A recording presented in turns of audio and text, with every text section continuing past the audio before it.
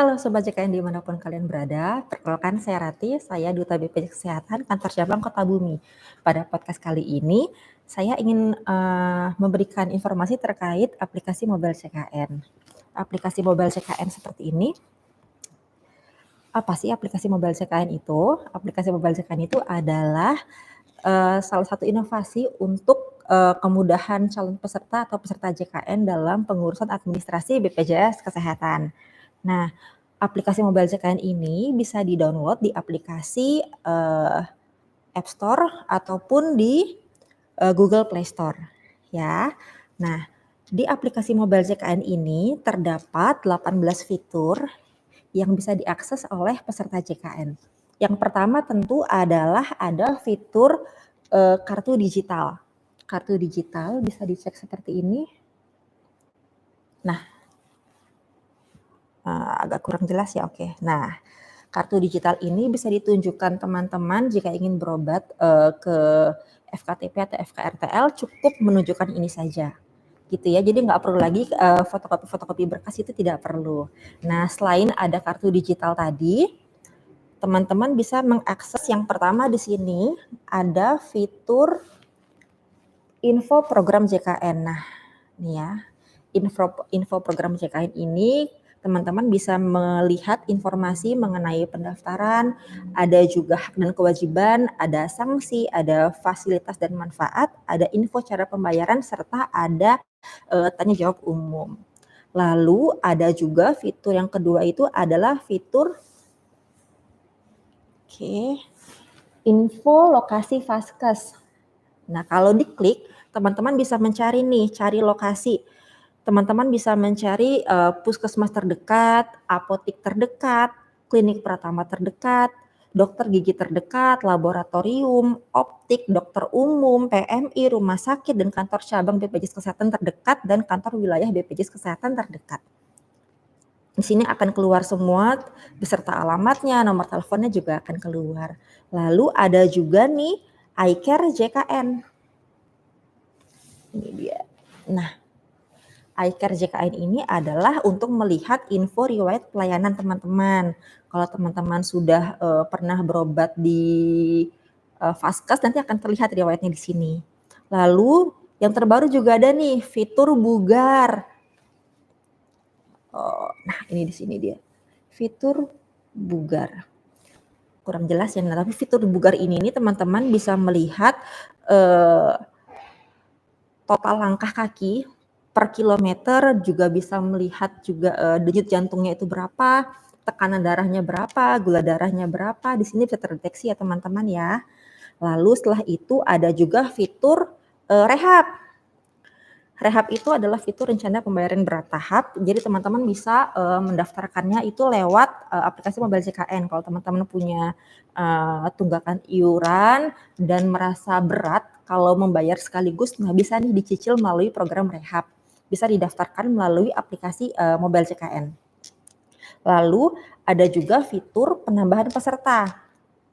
Nah, kalau penambahan peserta ini bisa menambahkan anggota keluarga teman-teman. Di sini ada mohon membaca dengan seksama dulu, lalu setelah itu diklik saya setuju, bisa diklik selanjutnya. Nah, di sini dimasukkan nomor kartu keluarganya, nanti akan terlihat nih data-datanya. Tinggal diikuti saja langkah selanjutnya. Lalu ada juga fitur info peserta. Info peserta. Nah, kalau di sini adalah info peserta yang terdaftar.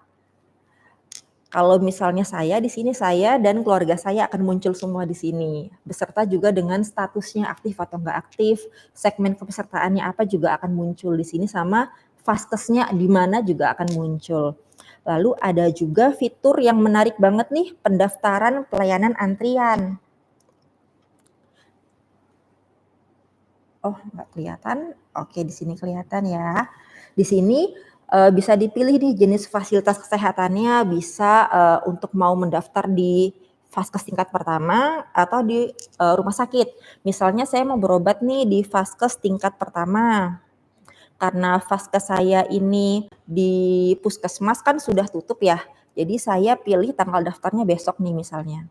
Nah, ini akan kelihatan nih ada jadwalnya, pilih tenaga medisnya siapa, lalu ada keluhannya apa, diisi saja, nanti akan kelihatan nih dapat nomor antrian berapa. Jadi teman-teman tidak perlu lagi datang dari pagi ngantri gitu, nggak perlu, bisa dipantau aja lewat aplikasi mobile JKN sudah sampai mana antriannya.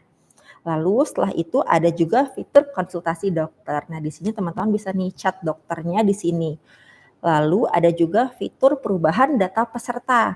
Nah, ini buat teman-teman yang suka, aduh saya mau pindah vaskes deh, tapi kayaknya nggak punya waktu untuk ke kantor BPJS Kesehatan. Nah, teman-teman bisa nih pindah vaskes lewat aplikasi mobile JKN, tapi 3 bulan sekali ya. Lalu teman-teman juga bisa mengubah kelas rawatnya juga, itu 1 tahun sekali. Pokoknya simpel banget, semua bisa diubah lewat aplikasi mobile JKN. Teman-teman nggak perlu lagi jauh-jauh datang ke kantor cabang untuk mengubah vaskes doang, itu nggak perlu ya. Nah, lalu juga ada fitur pengaduan layanan JKN, di sini ada, masih di home juga. Kalau misalnya teman-teman merasa kok saya dilayani di vaskesnya kok kayaknya nggak sesuai ya dengan prosedurnya, atau nggak misalnya kok dokternya kurang ramah ya, atau misalnya kok saya disuruh menebus obat ya, harusnya kan tidak seperti itu. Nah, teman-teman bisa nih melakukan pengaduan lewat aplikasi mobile JKN, nanti akan ditindaklanjuti oleh petugas dan ada SLA-nya, jadi nggak akan dianggurin, tenang aja teman-teman. Lalu ada juga menu-menu lainnya nih. Menu lainnya adalah, nah di sini ada info ketersediaan tempat tidur. Kalau teman-teman klik di sini ada real time ya. Kalau misalnya saya ini kan di wilayah Kota Bumi nih, akan kelihatan nih rumah sakitnya di sini nih. Ada rumah sakit Ria Kudu, Maria Regina, Handayani, Candipes Medical Center. Nah, di sini dia akan kelihatan misalnya di rumah sakit Ria Kudu nih akan kelihatan, oh di kebidanannya tersedia berapa tempat tidur, di kamar kelas 1 berapa tempat tidurnya, kamar kelas 2 berapa, kamar kelas 3 berapa, akan real time di sini. Jadi teman-teman bisa mengecek lah dari aplikasi mobile JKN, kira-kira tersedia nggak ya tempat tidurnya di rumah sakit tersebut gitu. Ini bisa dicek di sini ya. Lalu ada juga info jadwal tindakan operasi, jika memang teman-teman akan melakukan tindakan operasi akan muncul di sini. Lalu juga ada info iuran, berapa iuran yang teman-teman harus bayarkan, ya ini untuk peserta mandiri. Lalu juga ada info pendaftaran auto debit. Nah, ini kadang-kadang banyak nih teman-teman yang suka lupa, yang peserta mandiri. Bayar BPJS lupa, udah deh besok aja. Terus tuh tiba-tiba lewat lagi bulan depan, udah deh besok aja, bulan depan aja, terus lupa lagi, tiba-tiba udah setahun aja. Nah, tiba-tiba pas mau berobat kartunya tidak aktif, lalu tunggakannya banyak banget. Berat lah ya kan, udah dalam kondisi sakit, harus melunasi tunggakan pula kan supaya bisa dipakai kartunya. Nah, untuk mengantisipasi hal itu, kalau memang suka lupa nih teman-teman bayar tiap bulan, ada nih fitur pendaftaran auto debit lewat aplikasi mobile JKN. Jadi mudah kan, setiap bulan tinggal di auto debit saja. Jadi kartu teman-teman bisa langsung bisa selalu aktif maksudnya. Gitu ya. Karena kalau misalnya teman-teman melakukan keterlambatan pembayaran iuran, nanti akan ada denda pelayanan kesehatan teman-teman. Misalnya nih, teman-teman terlambat membayar iuran hari ini misalnya sudah tanggal 20 misalnya, kan terlambat tuh kan paling lambat tanggal 10 setiap bulan. Ketika teman-teman bayar sekarang, lalu terhitung dari hari ini sampai 45 hari ke depan, jika teman-teman akan menjalani rawat inap di rumah sakit, maka akan dikenakan denda pelayanan, nanti yang hitung rumah sakitnya. Begitu ya. Tapi kalau misalnya cuma rawat jalan di poli aja itu enggak akan dikenakan denda kok. Tapi memang baiknya ya dibayar rutin saja supaya nggak kena denda apapun gitu ya. Nah, selain pendaftaran auto debit tadi ada juga fitur info riwayat pembayaran. Ini akan kelihatan nih. Ini juga yang tadi masih ada sangkutannya dengan yang lupa-lupa tadi nih. Nah, akan kelihatan nih terakhir bayarnya di bulan apa ya? Kayaknya saya terakhir bayar itu di bulan lalu deh. Tapi pas dicek ternyata bayarnya 3 bulan yang lalu, ternyata pantas tunggakannya banyak. Nah, ini bisa dicek di info riwayat pembayaran. Nah, lalu juga ada fitur screening riwayat kesehatan. Nah, screening riwayat kesehatan ini nih teman-teman nanti akan dihadapkan sama beberapa pertanyaan dan harus dijawab dengan jujur ya. Jadi untuk melihat apakah teman-teman ini memiliki risiko terhadap penyakit-penyakit seperti diabetes, hipertensi, penyakit jantung dan rendah ginjal. Screening ini 1 tahun sekali ya teman-teman. Ini kalau saya sudah screening, jadi screeningnya selanjutnya itu bisa dilakukan kalau saya di tanggal 1 Januari tahun depan. Lalu ada juga info virtual account. Ini bagi teman-teman peserta mandiri nih, kalau lupa berapa ya nomor virtual account saya mau bayar misalnya. Nah, ini bisa dicek di sini. Lalu ada juga fitur minum obat. Nah, jadi gitu ya teman-teman. Jadi ada kurang lebih sekitar 18 fitur aplikasi mobile JKN yang sangat menarik dan sangat memudahkan peserta JKN ya dalam pengurusan administrasi. Karena sekarang kan gini, BPJS Kesehatan itu memang sedang menggalakkan, mengajak, menghimbau para peserta JKN untuk ayo memanfaatkan kanal-kanal yang tersedia. Kanal layanan tatap muka itu bisa lewat MCS, Mobile Customer Service. BPJS Kesehatan tuh rutin melakukan sosialisasi, melakukan pelayanan jemput bola ke desa-desa, itu MCS. Lalu juga tatap muka tuh ya memang ke kantor BPJS itu juga tatap muka, habis itu lewat petugas BPJS 1 itu bisa. Lalu ada juga kanal layanan non tatap muka, salah satunya dengan aplikasi Mobile JKN ini. Nah, jadi dengan adanya aplikasi ini nih sangat memudahkan ya teman-teman ya. Teman-teman juga bisa loh mendaftarkan diri lewat aplikasi Mobile JKN ini, gitu. Lalu juga di sini ada juga fitur-fitur nih, terutama nih untuk pertanyaan-pertanyaan basic. Biasanya untuk teman-teman yang baru mendaftar peserta JKN dan masih belum memahami nih, siapa saja sih yang masuk dalam anggota keluarganya, lalu berapa besaran iuran PBI, misalnya berapa iuran peserta PBPU Mandiri, habis itu bagaimana cara perubahan data pesertanya. Nah, di sini ada nih, ada petunjuknya nih. Ada beberapa pertanyaan yang bisa teman-teman baca dulu informasinya supaya tidak bingung ya. Lalu, nah seperti ini nih.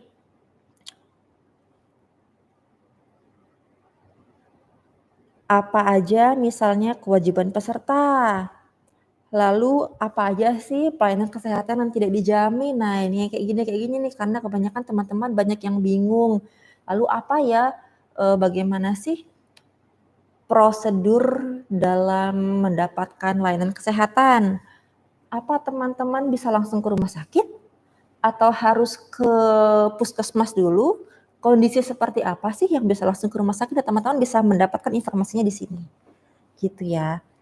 Nah, mungkin sekalian saya jelasin aja kali ya, kalau untuk pelayanan kesehatan di BPJS Kesehatan itu, seluruh penyakit asal sesuai dengan indikasi medis itu dijamin.